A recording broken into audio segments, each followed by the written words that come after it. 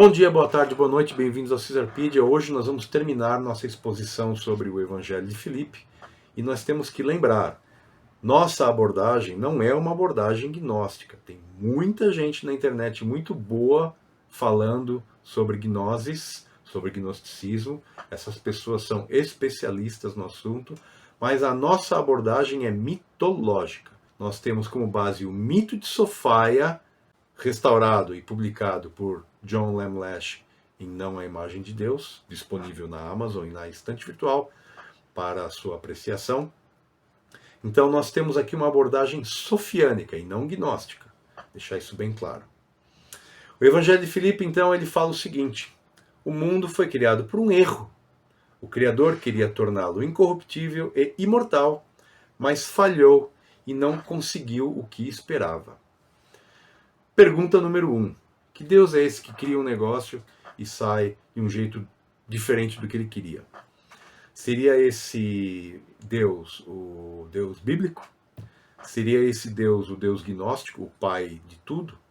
Ou seria esse Deus a deusa? Essa questão está aberta para a gente. A questão é o seguinte: o termo usado para expressar essa ideia de erro foi o termo anomou, ou seja, anomalia. Uma anomalia não é um erro. Uma anomalia é um evento fora da normalidade. Só isso. Nós não podemos, então, levar o termo erro, expresso aqui no Evangelho de Filipe, numa conotação negativa. O termo deficiência também é muito usado entre os gnósticos para falar da deficiência de Sofia. Irineus, o heresiólogo, pai da igreja, usa esse termo deficiência também. A parte deficiente de Sofia não foi readmitida na Câmara Nupcial ou no pleroma, diz Irineu. Valentim nos ensina isso. Segundo a história da deusa caída, aliás, indicamos aqui o livro O Mito de Sofia nas Escrituras de Nag Hammadi, deste que vos fala. O livro está aí na plataforma Wiclap. Você pode adquirir aqui no link na descrição do vídeo. Segundo a história da deusa caída, a deficiência de Sofia é nada mais, nada menos do que uma situação onde ela se enfiou e ela não conseguiu resolver. O Aeon acabou entrando numa situação por conta própria e encontrou dificuldades. Ela precisou de uma ajuda para corrigir a sua deficiência, né? O episódio 4 da história da deusa caída conta sobre a queda de Sofia. Sofia escolhe agir por conta própria e acaba gerando uma cadeia de eventos que gera uma criatura chamada Yaldabaoth e zilhões de outras criaturas chamadas de Archons. E, no fim, essa cadeia de eventos gera o planeta Terra. Ou seja, Sofia se metamorfiza ela mesma no planeta Terra. Foi esse o erro, então, que trouxe a humanidade até aqui, segundo os animistas sofiânicos. O mito de Sofia conta isso com detalhe. O episódio 2 e 3, ele conta como é que o Aeon Sofia e o Aeon Thelete se uniram naquela dança de serpente, né, a dança aeônica. Duas correntes de polaridades opostas se unem, elas entram numa dança, né, como se fossem serpentes em acasalamento, e elas acabam criando, em união imaculada, ou seja, em sísige, acabam criando a espécie humana, o modelo genético humano, e essa criação se deu na Câmara Nupcial ou no pleroma. Nós, animistas sofiânicos, entendemos que isso aconteceu lá no centro, aquele nódulo luminoso do centro galáctico, que é feito de plasma. Plasma, como os senhores sabem, é eletricidade, né? A história da deusa caída está cheia de anomalias. E nós separamos aqui algumas só para temperar um pouquinho a nossa gnosis, o nosso conhecimento. A primeira anomalia, então, foi o sonhar unilateral de Sofia. Isso está descrito com detalhes no episódio 4 do mito de Sofia. Então, Sofia decide agir por conta própria, sem a autorização do pai e sem o conhecimento do seu parceiro Thelete. fora da sísige, fora do protocolo aeônico de criação, né? E esse ato ousado foi chamado de um ato prúnicos, ou seja, um absurdo, uma coisa impensável, mas ela foi lá e fez. Ela escolheu agir por conta própria. Não foi um pecado, ou um crime, ou um erro. Foi uma má escolha, foi uma escolha inconsequente. A segunda anomalia é a queda.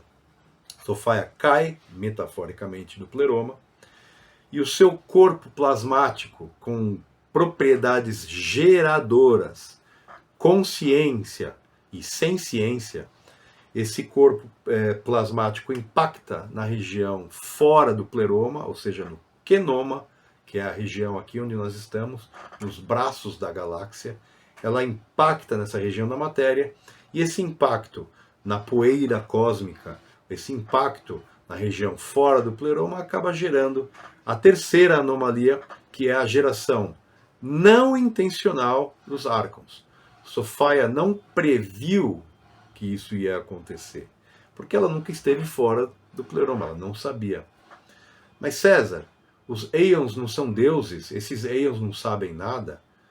Segundo a história da deusa caída, os Aeons observam e aprendem, e também cometem erros. Uma das lições do mito de Sofaia, inclusive, é essa: os deuses também aprendem. E nós não estamos falando aqui do pai. O pai sabe tudo. O pai é presciente. O pai sabe tudo que vai acontecer antes de acontecer, porque tudo que acontece está na mente do Criador. Esse é o verdadeiro Deus dos gnósticos. Tudo está abarcado pela mente do Pai. O Pai não tem tempo, o Pai não vive no tempo, o Pai não vive em lugar nenhum, o Pai é tudo. Então esse Deus, esse Propater, esse Originator, ele emana os seus infinitos atributos. Esses infinitos atributos foram chamados pelos gnósticos de Aeons, e os Aeons geram as singularidades emitidas pelo Pai. Uma ordem de serviço. Puxa, eu queria criar uma criatura assim, assim, assado. Então ele emite essa ordem de serviço, entre aspas. Os Aeons captam essa ordem de serviço e geram. Essa geração das vontades do Pai é feita na absoluta liberdade, ou seja, os Aeons, eles têm a liberdade de criar como eles bem entendem. Acontecem erros, e os Aeons aprendem pela observação. Tá? Isso tudo está descrito perfeitamente no mito de Sofaia. Então a terceira anomalia é o surgimento dessa criatura, dessa horda de criaturas chamada de Arcons, ok? E esses Arcons, eles primeiro surgem com uma aparência de feto abortado, né? E esse feto abortado acaba evoluindo fractalmente para um formato meio insectoide. Essa horda de Arcons, então, acaba criando para si mesma uma imagem de si mesmo, e essa imagem de si mesmo a gente chama de Yaldabaoth. Eu imagino que os especialistas em gnosticismo devem achar o César um xarope.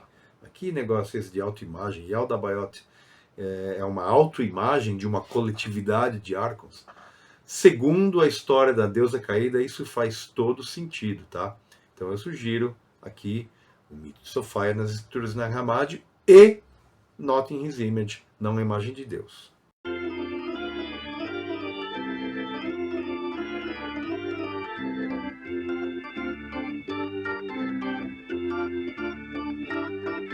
O quarto erro, a quarta anomalia, então, é a mutação dessa horda de gafanhotos na imagem coletiva do Lord Yaldabaoth. Esse Lord Yaldabaoth, ele é o único Deus, ele declara, assim como Javé na Bíblia, em Isaías: eu sou o único Deus e não há nenhum outro Deus além de mim. Só eu devo ser adorado e eu criei tudo.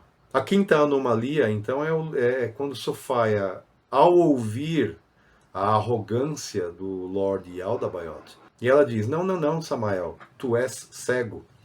Existe uma criatura luminosa, uma criança luminosa, que surgiu antes de você, e ele é muito melhor do que você. E ele vai pegar você e vai acabar com a tua graça. Ele vai amassar você como um oleiro amassa a argila. Esse episódio da correção, né, da do levante da criança luminosa, que vai pisar em cima da cabeça do Lord Yaldabaoth. Tá lá explicado no episódio 6 e 7 da História da Deusa Caída. A sexta anomalia é o momento em que Sophia, no episódio 7, Sophia decide estabelecer um sistema de 3 corpos para que a sua criança luminosa emerja, seja feliz e atinja a sua potencialidade máxima. O episódio 7 da História da Deusa Caída conta que o corpo de Sophia, então, se divide em 2 para ela tentar atingir esse objetivo de constituir um sistema planetário, um cosmos de 3 corpos: planeta, Sol e Lua, satélite, né? Então, essa divisão do corpo do Aeon por mitose foi feita para possibilitar um segundo mergulho de Sophia na intenção de formar um sistema de 3 corpos na região próxima da constelação de Órion. Essa é mais uma forma que ela imaginou, né, de tentar evitar uma possível destruição da 10ª emergência do Anthropos, nós. Nós somos o Anthropos 10, segundo a História da Deusa Caída. Uma 7ª anomalia que eu separei aqui foi a incorporação do próprio Aeon no setting da experiência divina. Sophia se transformou no próprio palco do desenrolar da vida do Anthropos 10. Essas 7 anomalias são eventos fora da normalidade, mas eles não são crimes, eles não são pecados. Sophia fez tudo isso pensando na sua criança luminosa. O instinto materno de proteção de Sophia em relação às suas crianças foi o que gerou essas anomalias. É uma sequência de burrada atrás de burrada. Sophia errou, Sophia escolheu errado. Se Sophia escolheu errado, foi um mau julgamento. Ela não fez isso por maldade. O pai de tudo sabia que isso ia acontecer, e os textos gnósticos falam isso de forma muito clara. Essa sequência de anomalias, então, causadas pela primeira anomalia, que foi o sonhar unilateral, o ato unilateral de Sophia, não foram aberrações, né? Nada do que aconteceu aí foi alguma coisa contra a natureza do universo. Foi, sim, uma sequência de acontecimentos diferentes do que ocorrem normalmente. Se fossem impossíveis, não aconteceriam, certo? Então a questão do erro aqui está resolvida. Para mais detalhes sobre o mito de Sophia, lembrem-se, vocês têm que ler esse livro aqui.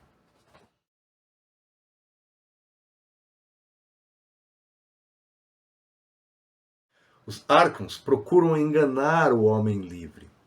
Este está constantemente sujeito à enganação das autoridades dos Arcons, que procuram escravizá-los. Ouve aí. As autoridades quiseram enganar o homem, pois viram que ele tinha um parentesco com os que são verdadeiramente bons. Tomaram o nome dos que são bons e deram-no aos que não são bons, para que, através dos nomes, o enganassem. Pois queriam tomar o homem livre e torná-lo escravo deles para sempre.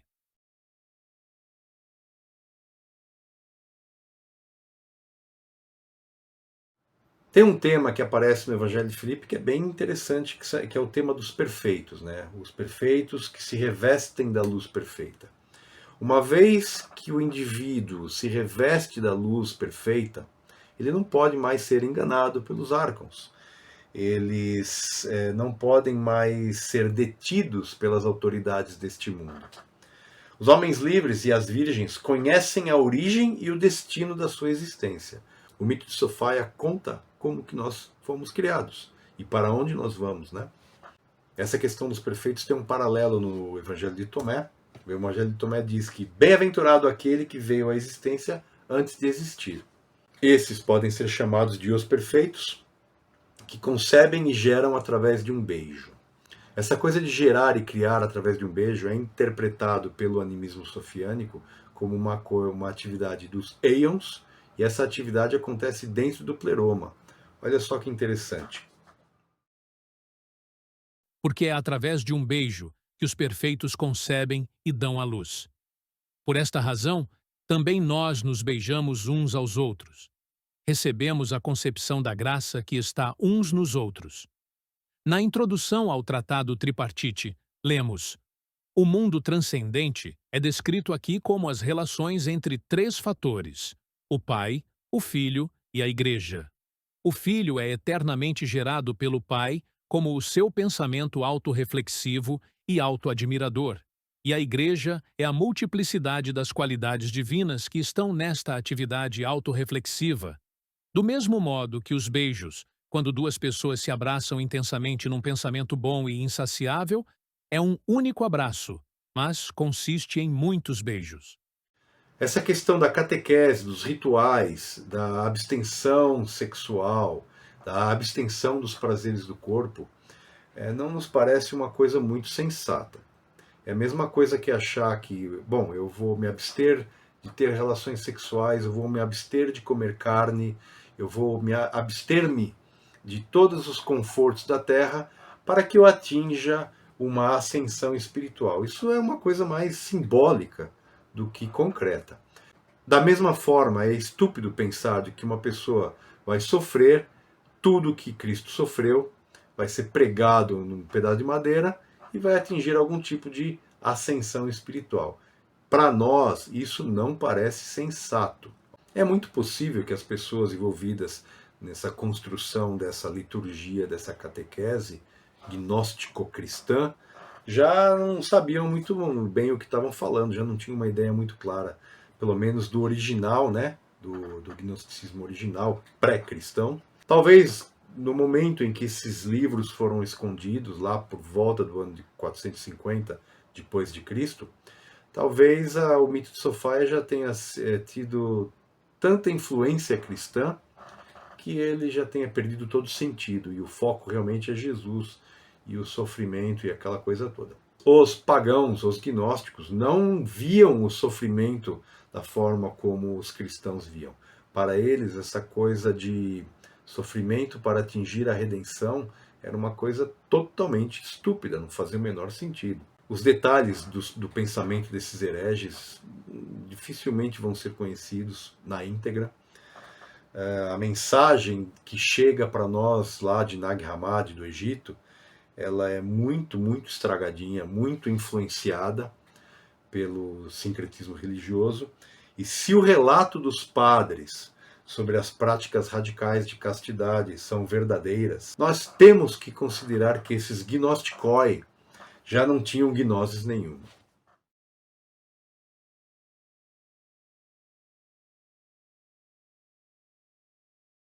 A parte mais interessante, na nossa opinião, aí no Evangelho de Filipe, são as ideias expressas pelo compilador editor. Ele usa analogias e parábolas para expressar essas ideias mais individualizadas. Nós vamos conferir alguns trechos dessas ideias, e dessas analogias e dessas parábolas. Presta atenção. A forma fragmentada das ideias não nos dá um conjunto preciso dessa perspectiva, mas alguns pontos interessantes podem ser analisados a partir de algumas analogias e parábolas. É o caso da passagem semeando e colhendo, já citada. Aqueles que semeiam no inverno colhem no verão. O inverno é o mundo, o verão é o outro reino eterno. Éon, pleroma. Semeemos no mundo para podermos colher no verão. A parábola Uma pérola na lama. Se uma pérola for atirada à lama, não perderá o seu valor, e se for ungida com bálsamo, não aumentará o seu valor. Ela é sempre preciosa aos olhos do seu dono, mas ela sempre tem valor aos olhos de seu dono. Comparemos com os filhos de Deus onde quer que estejam. Eles ainda têm valor aos olhos do Pai. Ou a passagem O precioso no inútil. Ninguém esconde um objeto de grande valor num recipiente valioso, mas é comum guardarem-se somas incontáveis num recipiente que vale apenas 1 centavo. O mesmo acontece com a alma. É uma coisa preciosa e veio a existir num corpo desprezível. Uma das mais interessantes é a parábola do burro que girava uma pedra de moinho. Ela conta que, quando soltaram o burro, ele se deu conta de que não andou 1 metro sequer, apesar de ter andado a vida toda. Alguns humanos são como burros que giram rodas de moinho. Andam e andam, mas não chegam a lugar nenhum. Quando anoitece, não vem nem cidade nem aldeia, nem obra humana, nem fenômeno natural, Nem autoridades, nem anjos. Moral da história: esses burros trabalharam a vida toda em vão. E, finalmente, a lição é intitulada Um Dono de Casa e a Comida. E essa lição, essa parábola, esse ensinamento é digno de uma parábola do Novo Testamento. Presta atenção. Havia um dono de casa, um senhor, e este tinha todas as coisas possíveis e imagináveis: filho, escravos, gado, cães, porcos, milharais, cevada e feno em estoque, comida, tudo. E ainda por cima, era um homem sensato. Servia pão às crianças, alimentava seus escravos devidamente com boas refeições, dava cevada, palha e capim para o gado, atirava ossos aos cães e aos porcos dava bolotas e lama. Era um verdadeiro discípulo de Deus. Sua sensatez estava neste conhecimento. Gnoses. Há muitos animais no mundo que têm a forma humana. Este dono de casa, portanto, não se deixava enganar pela forma humana. Ele olhava, sim, para a condição da alma de cada um. Quando ele os identificava, aos porcos atirava bolotas, ao gado atirava cevada, palha e capim, aos cães atirava ossos, aos escravos dava apenas as lições elementares e às crianças dava instruções completas.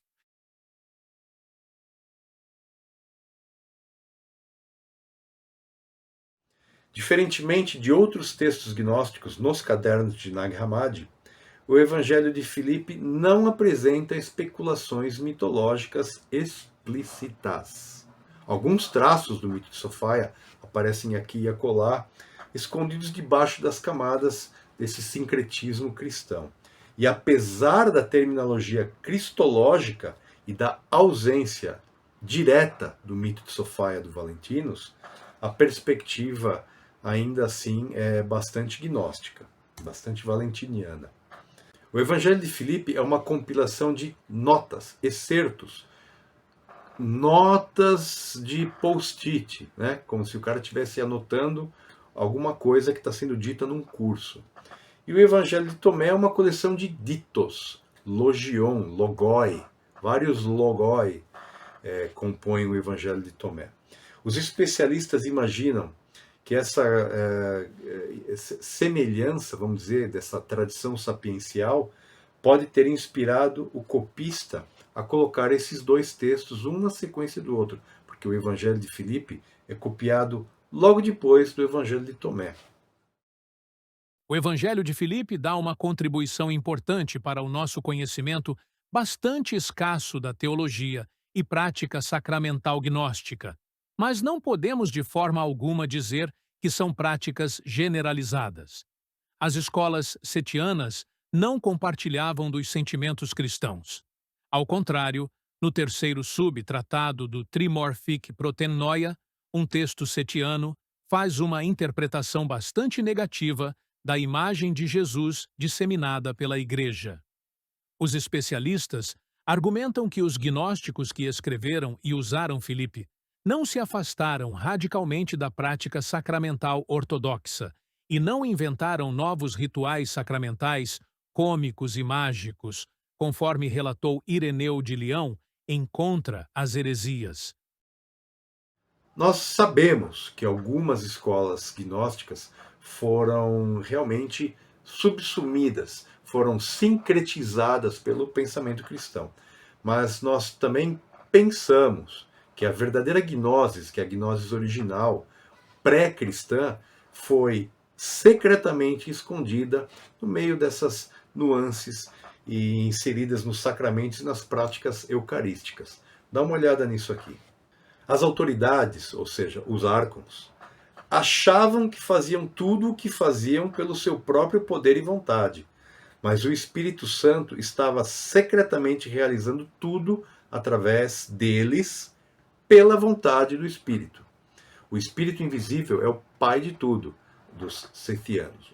O Valentinus dizia que o demiurgo, ou Yaldabaoth, que eles chamam de Deus demente, ignorante e cego, e os equiparavam a Yahvé, o Deus da Bíblia, Yaldabaoth imaginava criar coisas, mas ele fazia seus prodígios através dos poderes que a sua mãe, Akamot, ou Sofaia, lhe emprestou. Irineus conta essa história, olha só. Asseguram que o demiurgo julgava ter produzido tudo isso de si mesmo, mas que fora por obra de Akamot, que fez o céu sem conhecer o céu, que plasmou o homem sem conhecer o homem, fez aparecer a terra sem conhecer a terra, e assim com todas as coisas, ignorando os modelos dos seres que fazia. Ignorando até a própria mãe, imaginava ser ele todas as coisas. Tem duas passagens no Evangelho de Filipe que remetem diretamente ao mito de Sofaia, para quem conhece o mito de Sofaia, correto? Uma delas é o seguinte: Adão nasceu de duas virgens, do espírito e da terra virgem. Segundo os Sethianos, Yaldabaoth fez o corpo animal humano do barro da terra virgem. Mas a vida passou a animar o corpo inerte depois do sopro de Sofaia, que é representada aqui nessa passagem pelo espírito, né? A Eva espiritual. No texto A Natureza dos Arcons, eles falam da Eva espiritual. E ela viu o corpo criado por Yaldabaoth, o corpo humano criado por Yaldabaoth, no chão, sem vida, e ela foi lá e ela soprou no corpo humano a sua hipnoia divina, e então o corpo se levantou e passou a viver. A segunda passagem complementa a primeira, olha só. A alma de Adão surgiu por meio de um sopro. O parceiro da sua alma é o espírito, a Eva espiritual, ou Sofaia. A sua mãe é a coisa que lhe foi dada, ou seja, o sopro que deu a Adão a vida. Quando ele se uniu ao espírito, ele disse palavras incompreensíveis às autoridades, aos Arcons, e os Arcons o invejaram. Nas duas passagens, nós ouvimos os ecos do texto sethiano A Natureza dos Arcons, onde o anjo Elelet conta a Noria, que é a irmã de Seth, como é que o homem primordial veio a ter vida, já que o demiurgo ignorante não conseguiu dar vida ao humano que ele criou. Esta passagem levou ao estupro da Eva física, ou seja, a mulher humana, pelos Arcons.